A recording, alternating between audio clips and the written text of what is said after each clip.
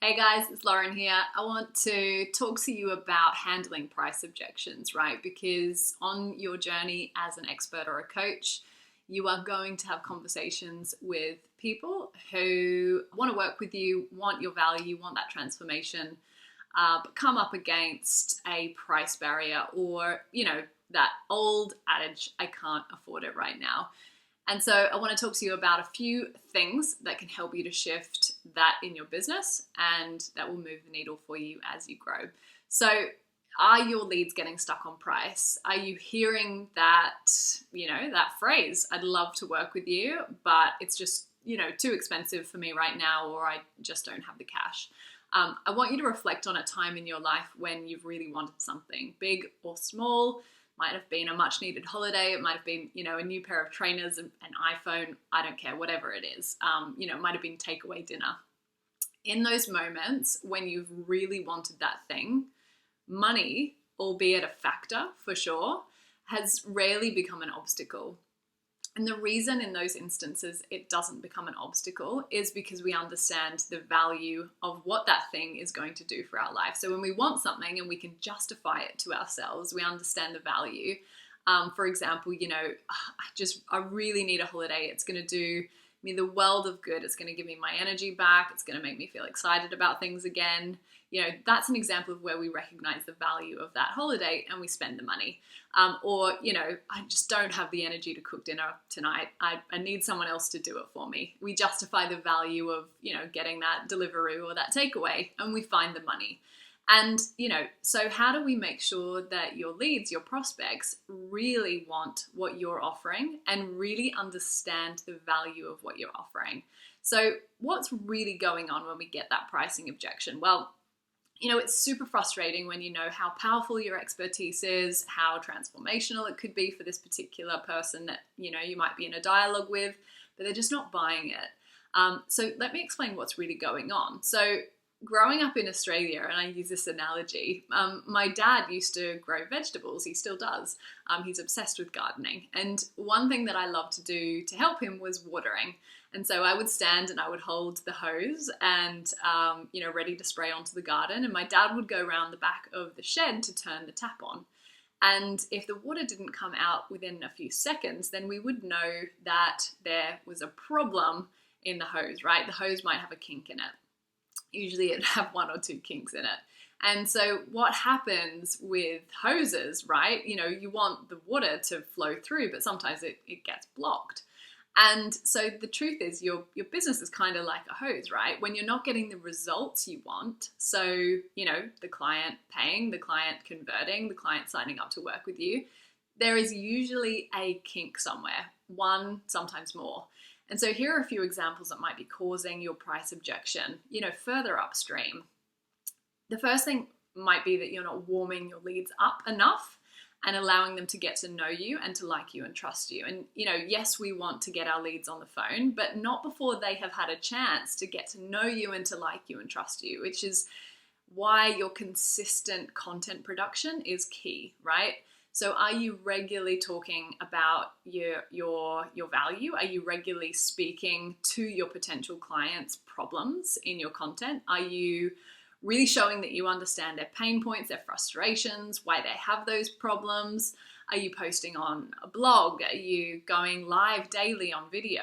Super powerful if you can show up and do that consistently. Are you doing it weekly on social media? Are you hosting a podcast? Or some other kind of consistent measure of communication with your leads that is going to allow them to get to know you and like you and trust you. I'd love for you to write those three things down. How can I get my client to know and like and trust me enough that they understand the value that I can give them and money no longer becomes an objection?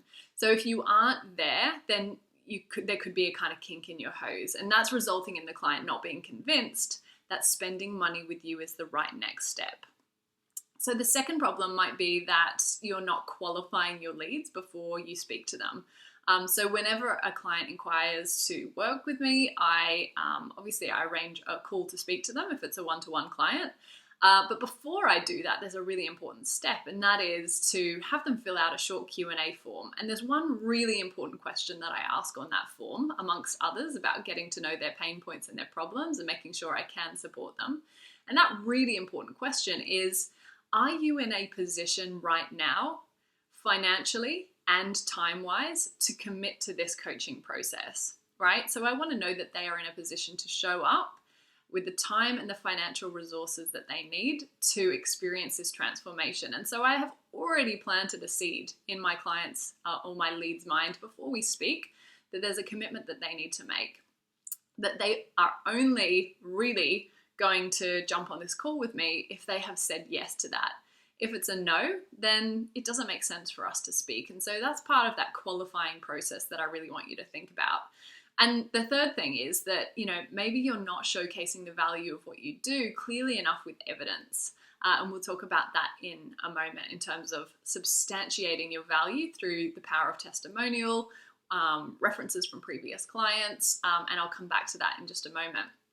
So here's the reality if you don't overcome these price objections early in that customer roadmap. If you're consistently feeling like it's the price that your clients are stuck on, then there's this really real temptation to solve it with the most obvious solution, which is a reduction in price.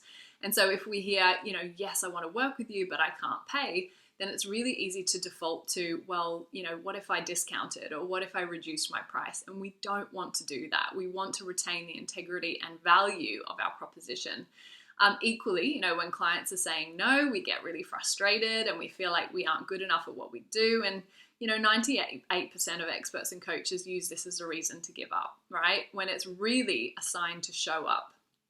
And the third thing that happens is, when we don't look further up the hose and see what the problem is, then we often miss the opportunity to make really small changes and corrections in our business that could make all the difference. We miss the opportunity to get more consistent with our content.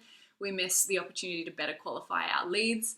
We miss the opportunity to leverage customer feedback and testimonials more effectively. So there are 3 things that I want you to think about in the last few minutes of this video. I want you to remember one really important thing, though, that I hear from my mentor, Taki Moore, all the time. He says, you want clients to want you, but not need you.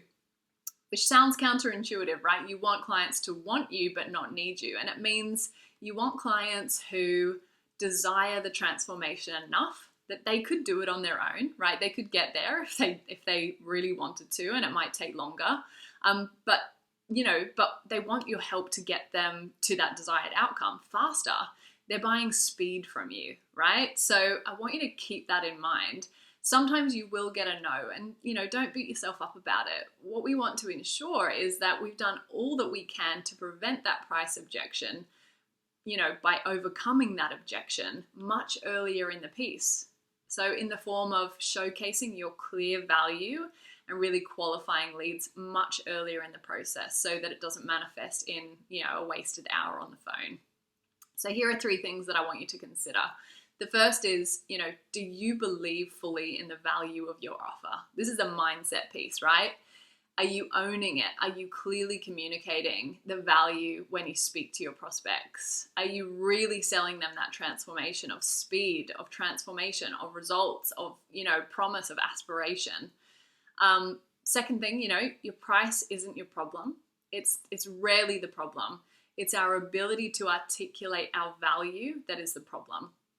Are you communicating your value well enough? Are your sales pages working for you? Is your free content so incredibly valuable that your clients can't wait to find out how good your paid stuff is, right? We sometimes hold back in our free stuff because we don't want to give it all away, and I get that. But your free stuff needs to kind of be a representation, a teaser of how good your paid stuff is going to be. Are you backing up your value with proof? So this is that final piece that I said I'd come back to, right? Client testimonials. What your clients are buying from you, I should say, is more than a one-to-one program or course or group program or whatever it is. They're buying certainty that you can get them where they want to go. They are buying certainty that you can get them where they want to go. And there is no better way to provide that certainty than with testimonials or results from your other previous clients. So making sure that you're getting those testimonies, that you're asking those questions of clients who have worked from you. What did you get from working with me? Where were you before we worked together, and where are you now? And what would you say to somebody who is thinking about working with me? And really leverage that in your conversations with your clients. You know, this objection came up for Sally, and Sally made the investment, and look where she is now. Look at the results that she has now. So finally, I know that you want to transform your clients' lives, but you want clients who want that change for themselves as much as they want change, you know, as much as you want change for them. In fact, you know, they've got to want it more. And so I've got a bunch of strategies. Some are tiny tweaks that you can make in your application forms, for example, others around, you know, how you structure your sales calls. And all of these are subjects that I talk about regularly on my podcast, Experts, and also in my free Facebook group. So you can click the link below, come over and join us. Let me know what kind of clients do you work with. I'd love to learn a little bit more about you and how I can help you to scale your expert or coaching business today. See you soon.